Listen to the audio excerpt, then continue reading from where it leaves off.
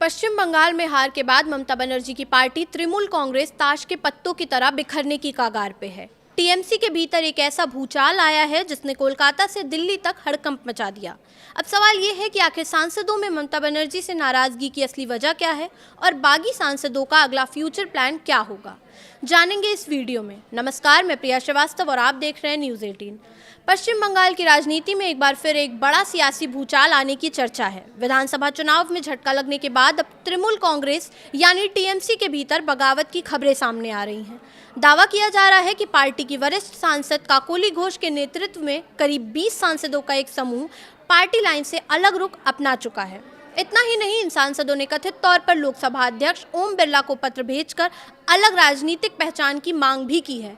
अब सवाल ये है कि क्या वाकई टीएमसी में इतनी बड़ी टूट होने जा रही है, और अगर ऐसा होता है तो इसका असर सिर्फ पार्टी पर नहीं बल्कि पश्चिम बंगाल और राष्ट्रीय राजनीति पर भी पड़ सकता है। दरअसल काकोली घोष का दावा है कि उनके साथ 20 सांसदों का समर्थन है और ये सांसद अब राष्ट्रीय जनतांत्रिक गठबंधन यानी एनडीए के साथ काम करने के लिए इच्छुक हैं। उनका कहना है कि उनका उद्देश्य किसी व्यक्ति विशेष के खिलाफ लड़ाई नहीं बल्कि पश्चिम बंगाल के विकास और केंद्र राज्य के बेहतर समन्वय के लिए राजनीतिक दिशा तय करना है। हालांकि इस पूरे घटनाक्रम का सबसे अहम पहलू संख्या बल है।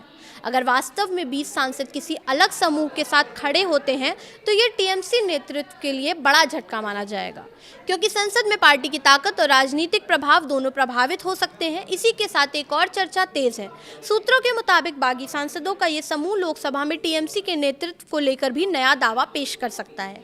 खबरें हैं कि ये सांसद अभिषेक बनर्जी की जगह काकोली घोष को अपना नेता मान्यता दिलाने की कोशिश कर सकते हैं।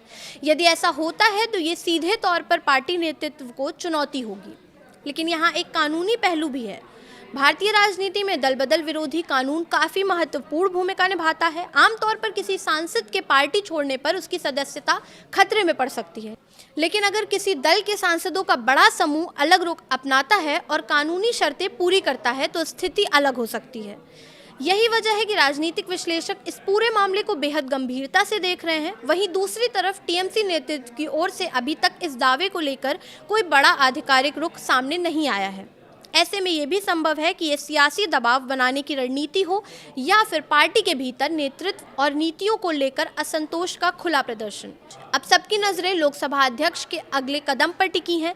क्या बागी सांसदों के दावे को मान्यता मिलेगी? क्या टीएमसी में वास्तव में बड़ी टूट होगी? और क्या एनडीए को संसद में नया राजनीतिक सहयोगी मिलने जा रहा है? इन सवालों के जवाब आने वाले दिनों में पश्चिम बंगाल की राजनीति की दिशा तय कर सकते हैं। फिलहाल इतना तय है कि ममता बनर्जी के नेतृत्व वाली टीएमसी के सामने ये चुनौती छोटी नहीं है और बंगाल की सियासत में एक नया अध्याय खुलता नजर आ रहा है। फिलहाल इस वीडियो में इतना ही। ऐसे ही और वीडियोस के लिए देखते रहिए न्यूज़ 18।